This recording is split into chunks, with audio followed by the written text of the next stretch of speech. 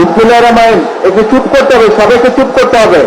এক মিনিট ভাই, চুপ করো না, চুপ করতে হবে। আচ্ছা, ওই পাশে যারা আছে একটু রাস্তাটা ছেড়ে দেন।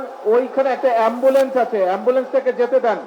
এই যে সাদা পাঞ্জাবি, ওই অ্যাম্বুলেন্স থেকে যেতে দিতে হবে তোরে ভাই।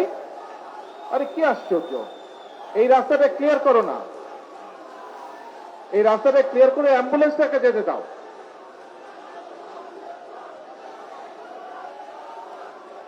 এই রাজ, তুমি যাও, ওই তোমার সাথে কয়েকজনকে নাও, ওই অ্যাম্বুলেন্সটা ক্লিয়ার করো, ওই রাস্তাটা ক্লিয়ার করো। ওখানে ওই পাশটা ক্লিয়ার করতে হবে, ওই রাস্তাটা ক্লিয়ার করতে হবে। সবাই পিছনে চাপো, নাহলে সামনে আসো, পেছন দিকে যাও, নাহলে সামনে আসো।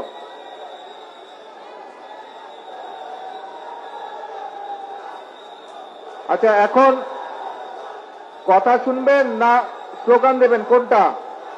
কথা শুনতে হলে চুপ করতে হবে তো।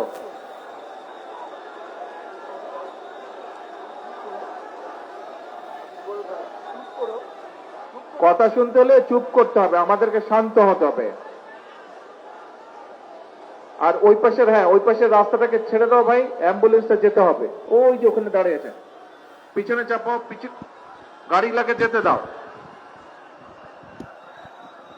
আইল্যান্ডের ওপাশে যারা আছে গাড়ি লাগে যেতে দাও, প্লিজ সরে যাও, গাড়ি লোকে যেতে দাও। আচ্ছা, এখন শান্ত হতে হবে, কথা শুনতে হলে শান্ত হতে হবে সবাইকে। বিষয়টা হচ্ছে যে আমাকে সাংগঠনিক কাজে অফিসে আসতে হবে, কিন্তু প্রতিদিন যদি রাস্তা এইভাবে করে বন্ধ করে দেওয়া হয়, তাতে কিন্তু দলের বদনাম হবে, মানুষের কষ্ট হবে।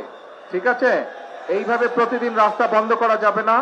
যেভাবে সাধারণ স্বাভাবিক বিষয়, সেটি আমাদেরকে চেষ্টা করতে হবে যাতে স্বাভাবিক থাকে সবকিছু। অফিসে আমি আরো আসব, কিন্তু এরকম রাস্তা বন্ধ করা যাবে না। আর যদি এরকম রাস্তা বন্ধ হয়, তাহলে আমার পক্ষে অফিসে আসা সম্ভব না। কিন্তু অফিসে আসলে নেতাকর্মী সকলের সাথে দেখা সাক্ষাৎ করা সম্ভব হবে, সাংগঠনিক কাজ করা সম্ভব হবে। আমি কথা বোঝাতে পেরেছি? রাস্তা বন্ধ করা যাবে না। যদি আমাকে পল্টন অফিসে দেখতে চান সবাই আপনারা, তাহলে রাস্তার পরিবেশ স্বাভাবিক রাখতে হবে। রাস্তা এরকম বন্ধ করা যাবে না, মানুষের চলাচলে বাধা বিঘ্ন দেওয়া যাবে না। বোঝা গেছে? তাহলে এখন দয়া করে আগামী আধা ঘন্টার মধ্যে রাস্তাটা ক্লিয়ার করেন সবাই, রাস্তাটা ক্লিয়ার করেন। আজকে আমি কাজ শেষ করে চলে যাব, আবার আসবো, এবং স্বাভাবিকভাবে সবকিছু যাতে হয় সেই কাজটা করতে হবে আমাদেরকে। ঠিক আছে, সবকিছু স্বাভাবিক রাখতে হবে। আর একটি কথা, মানুষ অনেক প্রত্যাশা নিয়ে দলের দিকে তাকিয়ে আছে, মানুষ অনেক প্রত্যাশা নিয়ে দলের দিকে তাকিয়ে আছে।